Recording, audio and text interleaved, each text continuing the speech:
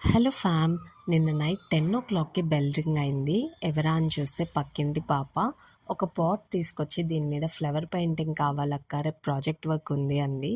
సరే మంచిగా వేద్దాం కదా అనుకుంటే నా అంత బండ బ్రష్ తీసుకొచ్చింది.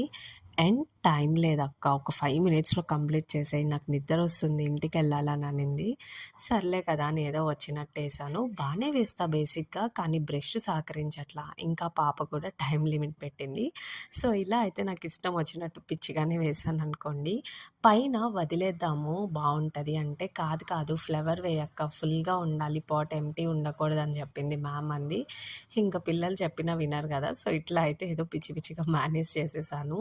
అండ్ నెక్స్ట్ ఆ పెయింటింగ్ వేయడం అయిపోయాక ఎందుకో తెలీదు నా ఐ ఒకటి బాగా రెడ్ అయిపోయింది, లెఫ్ట్ అయ్యి. ఒక 2 hours బాగా ఇబ్బంది పడ్డాను. తర్వాత డ్రాప్ చేసుకుంటే సెట్ అయింది. That's all for this video. Bye bye.